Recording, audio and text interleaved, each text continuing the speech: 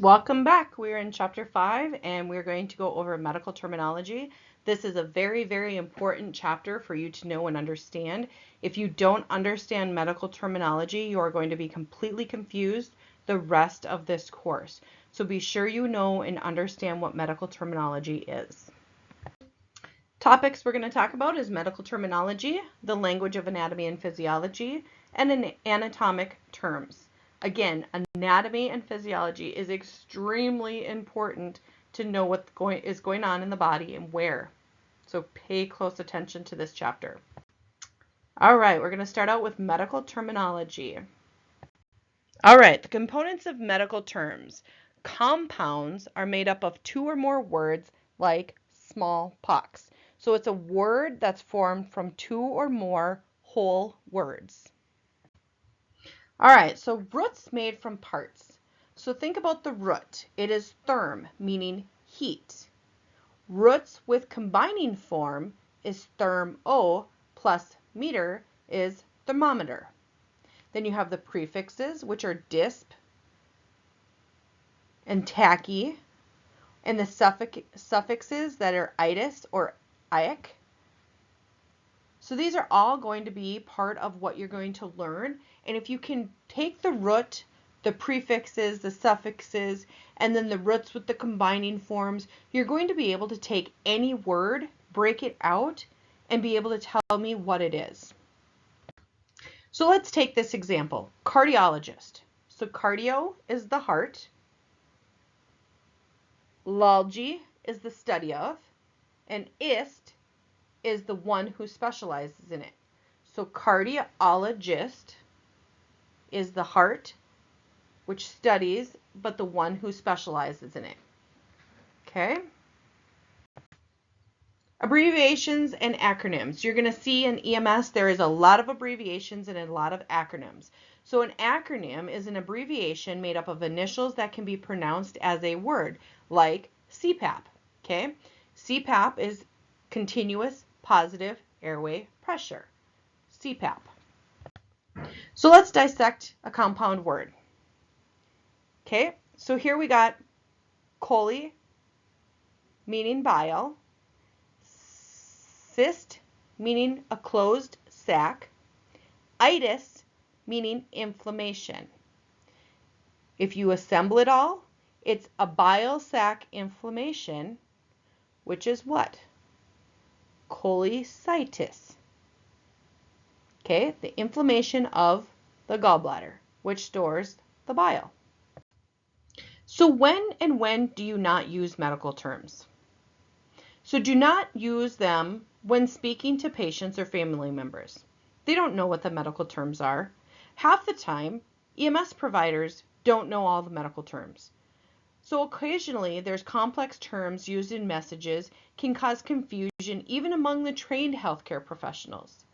So if there is a potential for ambiguity, it is better to use simple terms. In this section, we're going to learn the language of anatomy and physiology. So anatomy is the study of the body structure, where physiology is the study of the body function. In this next section, we're going to talk about anatomic terms. Okay, let's talk directional terms. So the anatomic position is facing forward with your hands at your side and your palms facing forward. You're going to divide the body into two planes, which is the midline and the lateral. So the medial and the lateral. So the medial is closer to the midline of the body, okay? And lateral is farther from the midline. So medial is pulling it in, lateral is going out. So bilateral is both sides, unilateral is one side, and the mid-axillary line is a line drawn vertically from the middle of the armpit down to the ankle. When we're talking anterior, it's also ventral. So anterior and ventral mean front. Posterior or dorsal mean the back. Superior means the vertical or above. And inferior means the vertical or below. Proximal is closer to the torso. Distal is farther away from the torso. Palmar refers to the palm of the hand. So palmar is hand, where plantar refers to the sole of the foot. So like plantar fasciitis is on the foot. So here you're seeing the body regions in the anatomic position. And here you're seeing it from a directional term. The midclavicular line divides the chest into regions. So it runs through the center of the clavicle or the collarbone and extends inferiorly. So since there are two sides of the clavicle, there are two midclavicular lines.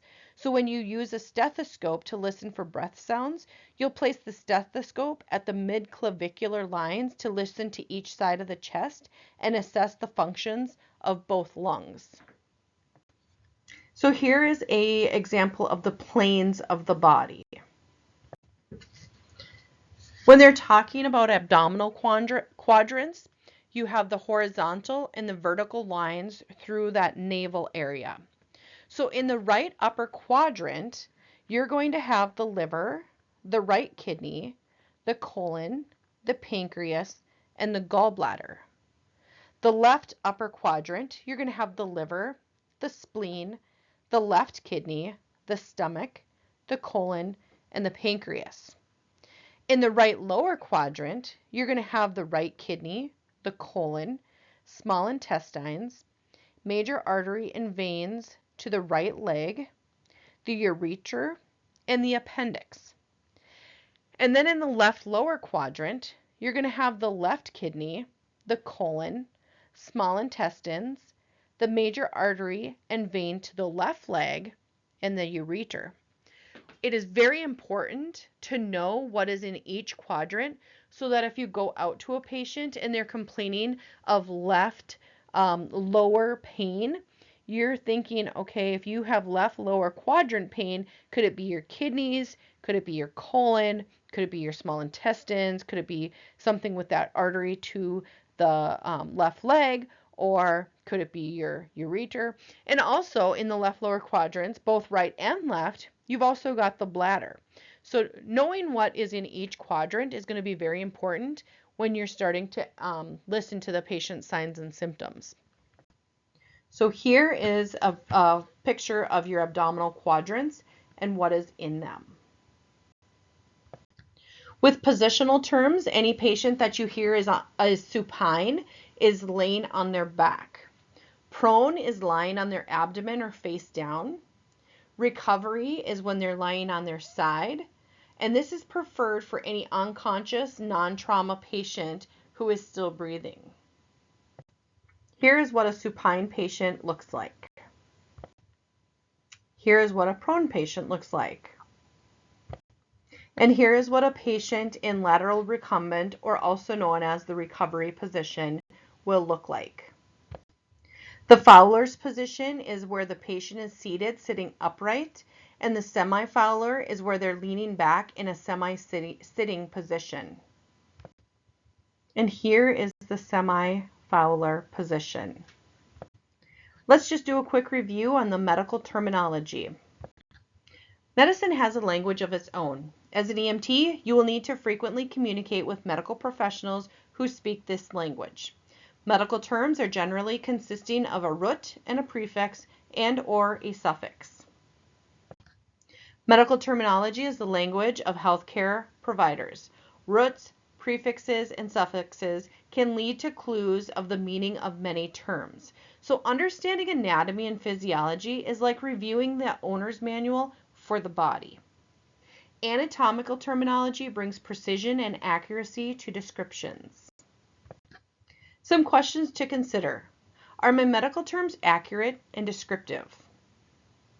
Can I identify critical organs and structures that reside in any area where a patient has a complaint or a traumatic injury?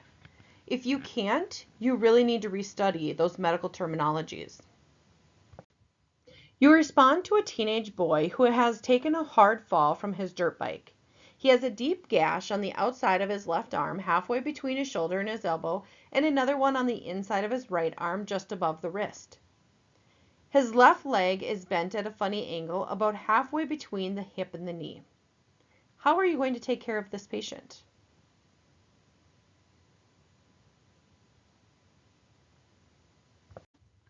When you cut away his pants, you see that a bone is sticking out of the wound on the front side. How will you describe your patient's injuries over the radio to the hospital staff?